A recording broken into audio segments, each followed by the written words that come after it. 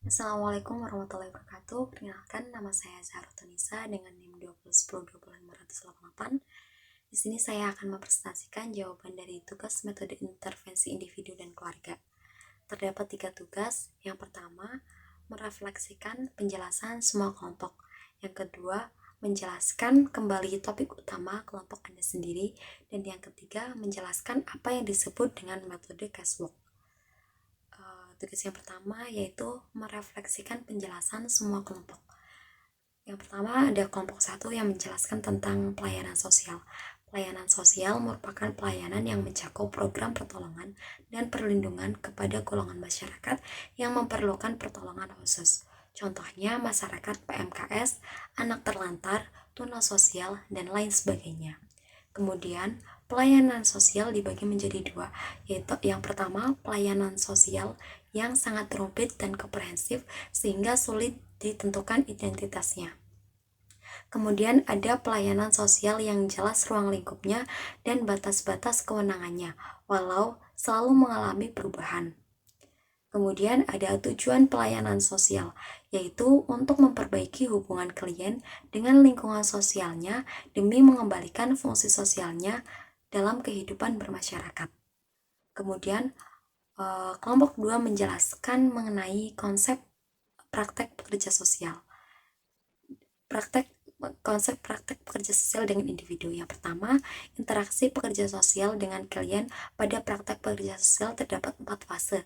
Yang pertama, fase persiapan, yaitu menyelaraskan perasaan diri sendiri saat bertemu dengan klien. Fase yang kedua, di sini pekerja sosial dan klien mengadakan kontrak kerja. Kemudian yang ketiga, fase pertengahan, ditandai dengan dengan ilusi kerja. Dan kemudian yang keempat, fase akhir atau terminasi. Pada fase akhir, klien mungkin merasa siap dan ingin lebih cepat untuk mencoba apa yang baru diperolehnya. Kemudian yang kedua, interaksi pada fase persiapan, yaitu tahap persiapan dengan mengidentifikasi suatu yang akan dikembangkan, mengidentifikasi strategi dan masalah, dan menetapkan bagian-bagian masalah yang akan dirancang. Kemudian kelompok 3 mempresentasikan tentang interaksi pekerja sosial. Interaksi pekerja sosial dibagi menjadi 3. Yang pertama, interaksi pada fase pertumbuhan. Pada fase pertumbuhan, praktek kerja sosial. Tugas utama pekerja sosial dan klien adalah mengadakan kontrak kerja. Yang kedua, interaksi pada fase kerja atau pertengahan. Pekerja sosial harus bisa merubah perasaan klien menjadi kata-kata yang memperlihatkan seolah-olah pekerja sosial memahami perasaan-perasaan yang klien ungkapkan. Kemudian yang ketiga, interaksi pada fase akhir atau terminasi. Pada bagian ini, pekerja sosial menghasilkan feeling-feeling baik yang positif maupun yang negatif. Perlu diujikan. Kemudian kelompok 4 menjelaskan tentang permasalahan dan kebutuhan klien pada praktek pekerja sosial dengan individu. Yang pertama, klien adalah individu. Dan yang kedua, pekerja sosial tidak dapat mengerjakan pekerjaannya tanpa klien. Yang ketiga, kebutuhan untuk diterima dan diakui. Pada permasalahan dan kebutuhan klien pada praktek pekerja sosial dengan individu, pada hakikatnya pekerja sosial mempunyai kewajiban atau memberikan bantuan kepada klien yang mempunyai masalah dengan pendekatan menghargai klien, merangkul, dan menganggap adanya klien. Kemudian ada kelompok 6 dan kelompok 8, menjelaskan tentang permasalahan kebutuhan klien pada praktek pekerja sosial. Yang pertama, kebutuhan untuk dihargai di setiap individu. Kedua, kebutuhan untuk didengarkan. Kemudian ketiga, kebutuhan untuk diterima. Keempat, kebutuhan dalam privasi. Kelima, kebutuhan dalam dimengerti. Dan yang keenam, kebutuhan untuk dibantu. Di sini seorang pekerja sosial dalam melakukan prakteknya selalu memperhatikan apa saja yang diperlukan seorang klien dalam mengatasi masalahnya. Karena pada proses prakteknya, hal tersebut yang dijadikan langkah awal untuk mencapai tujuan klien dan memberikan kebutuhan-kebutuhan yang diperoleh oleh klien. Klien akan merasa aman serta nyaman dalam proses praktek tersebut hingga akan tercapai tujuan dari klien. Kemudian ada dari kelompok 4, 7, dan 9 menjelaskan tentang praktek pekerja sosial dengan individu. Praktek pekerja sosial dengan individu adalah sebuah proses konseptual praktek pekerja sosial yang membahas tentang asas-asas pekerja sosial. Yang pertama ada asas kerahasiaan, kedua asas empati, ketiga hubungan, keempat individualis, kelima partisipasi, kemudian yang keenam kesadaran diri sebagai pekerja sosial. Kemudian ada kerangka praktek pekerja sosial dengan individu.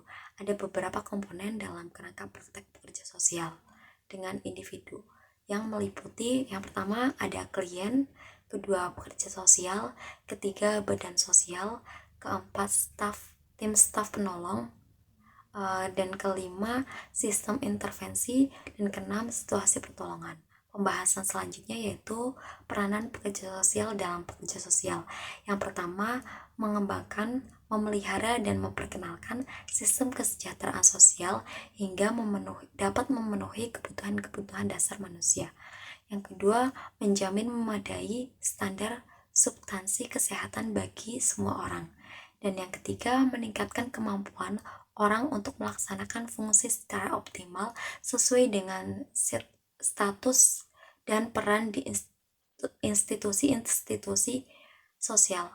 Kemudian ada proses praktek pekerja sosial dengan individu menurut Masiporin. Yang pertama, pelamaran, kedua pengungkapan dan pemahaman masalah, ketiga pendefinisian masalah, keempat penentuan tujuan-tujuan, kelima menyeleksi metode-metode alternatif dan metode intervensi awal, yang keenam penciptaan suatu kontrak, yang ketujuh pelaksanaan kegiatan untuk mencapai tujuan yang diinginkan, yang kedelapan evaluasi, dan yang kesembilan terminasi. Kemudian saya akan mempresentasikan tugas tentang metode cashwalk, yaitu suatu metode untuk membantu individu yang dilandasi oleh pengetahuan ilmiah, pemahaman, dan penguasaan teknik-teknik secara terampil yang ditunjukkan untuk menyelesaikan masalah atau mengembangkan potensi individu dan kelompok agar dapat semaksimal mungkin untuk mencapai kesejahteraan. Dalam cashwalk ini terdapat 4 komponen metode cashwalk. Yang pertama ada person, yaitu individu yang mengalami masalah dalam kehidupan, kemudian datang ke suatu tempat di mana terdapat tenaga ahli yang sesuai dengan karakteristik masalah yang dihadapinya. Kemudian ada problem atau masalah yang sedang dihadapi. Di sini person sebagai klien dapat mengidentifikasikan kemana masalah tersebut digolongkan, baik masalah pribadi, lingkungan, atau masalah-masalah yang berupa krisis. Kemudian ada tempat, yaitu di mana klien mendatangi badan sosial untuk meminta bantuan. Kemudian yang kelima ada proses. Proses yaitu tahapan dalam proses pertolongan praktek kerja sosial, mulai dari perjanjian kontrak, pengungkapan dan pemahaman masalah, perencanaan, intervensi, evaluasi, hingga terminasi.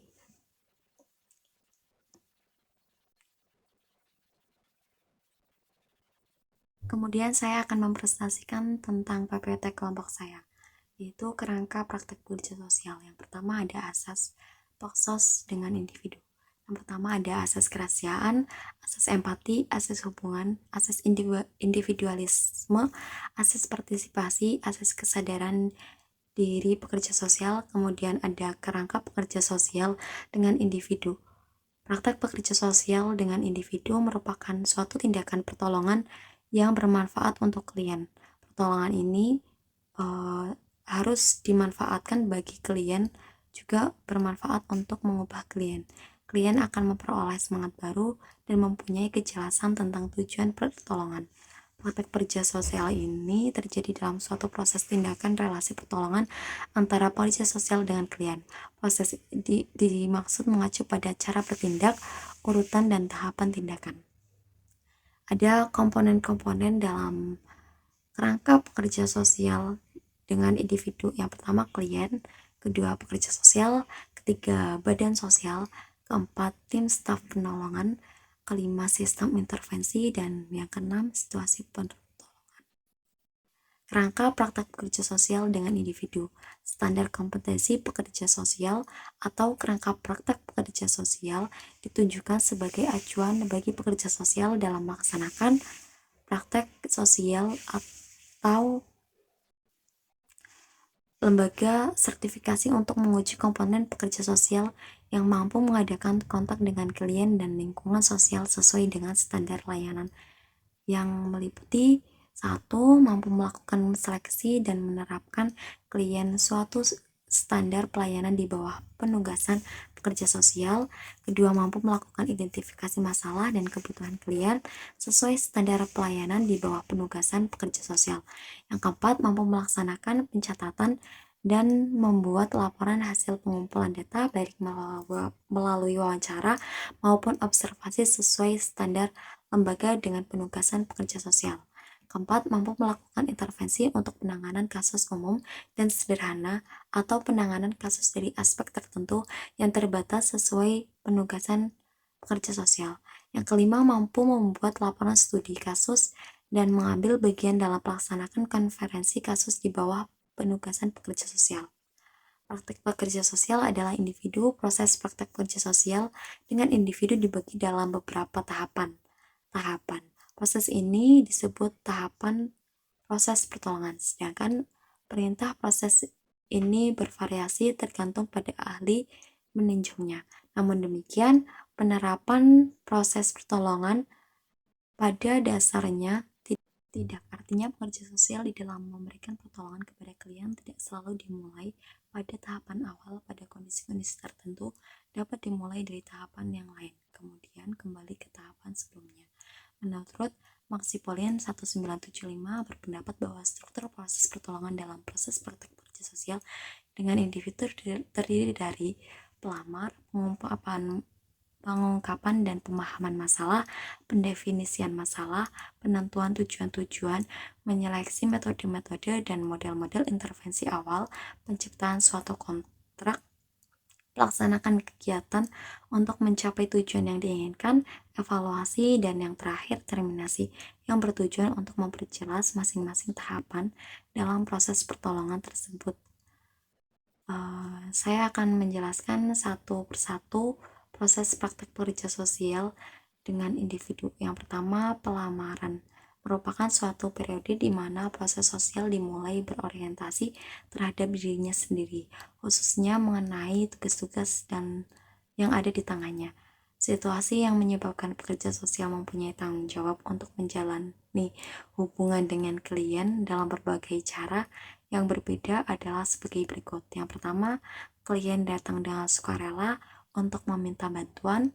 Kedua, klien tidak mau datang secara sukarela. Dan yang ketiga, pekerja sosial berusaha mencari klien.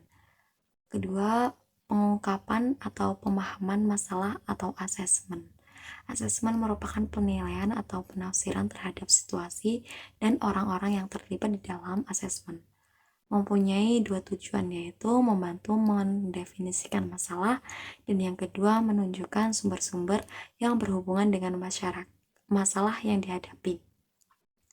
Yang ketiga ada penarikan kesimpulan. Suatu asesmen pada prinsip berisi tentang 4 hal pokok, yaitu apa permasalahannya, bagaimana hal yang dinyatakan sebagai masalah, dan bagaimana mendefinisikan permasalahan tersebut.